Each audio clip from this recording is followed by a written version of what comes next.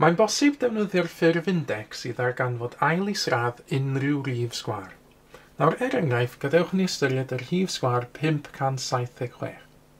Nawr, be dwi wedi gwneud yn hyn, dwi wedi llunio'r goeden ffactorau ar gyfer 576, a dwi wedi cyrraedd y pwynt lle dwi wedi sgwennu 576 fel lluosw i ffactorau cysefin yn defnyddio'r rhifau cysefin yma mewn cylchoedd.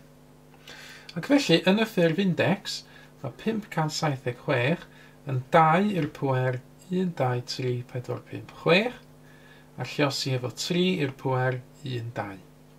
Nawr mae hyn yn cadarnhau fod 576 yn rhif sgwâr, oherwydd mae'r pwerau 6 a 2 yn y ffurf index, ill 2 yn eilrifau. Ac rwan, ydym mynd gam ymhellach, ydym ffeindio ail isradd o 576. Nawr, beth sy'n rhaid wneud ydy ystyried y pwerau yn y ffurf index 6 a 2 a'i hanner nhw.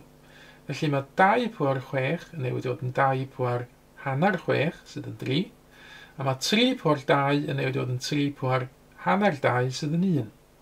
Fydde weithio hwn allan yn awr, mae 2 di ciwbio, 2 lluosi 2 yn 8, a mae 3 pŵer 1 jyst yn golygu 3 ar ben ei hun.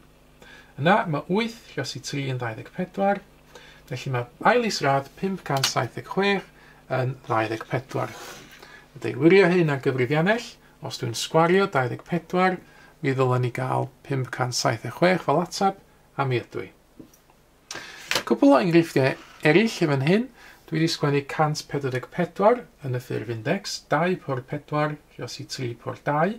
Mae hyn yn cadarnhau fod 144 yw'r rhif sgwâr, rydw mae'r pwerau 4 a 2 yn eilrifau.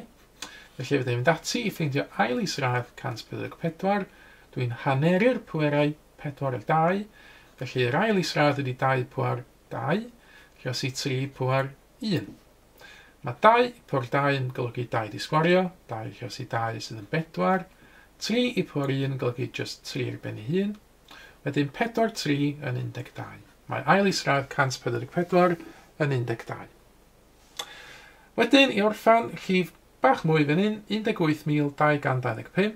Yn y ffurf index mae hwn yn 3 pŵer 6, lluosi 5 pŵer 2. Eto, felly mae hwn yn rhif sgwâr, oherwydd mae'r pwerau yn eilrifau. I ffeindio ail isradd o 18,225, dyn ni'n gwneud 3 i'r pŵer hanner 6, sydd yn 3, a wedyn lluosi efo 5 i'r pŵer hanner 2, sydd yn 1. Nawr, 3 di ciwbio, 3 lluosi 3 lluosi 3, mae hynny'n 27. 5 i'r pŵer 1 yn golygu 5 ar ben ei hun, a wedyn 27 lluosi efo 5. Wel, un ffordd yn ei hyn, os yna 27 lluosi efo 10 yn gyntaf, 270, wedyn hanneru, mae hynna'n 135. Felly, mae 135 di sgwario yn 18,225, neu os hoffech chi, mae ail isradd 18,225 yn 135.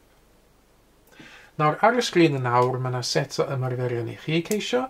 Ffeindiwch ail isradd y rhifau sgwâr ydych chi weld gan ddefnyddio'r ffurf index sy'n cael ei roed. Ar ôl i chi ffeindio'ch atebion chi, gawch chi wedyn farcio'ch gwaith gan ddefnyddio'r atebion cywir sydd yn nawr yn cael ei dangos ar y sgrin. Mae mwy o fideos adolygu ar gael ar ein sianel YouTube Adolygu Mathemateg. Am y newyddion diweddaraf neu holi cwestiwn, dilynwch ein cyfrif Twitter @mathemateg.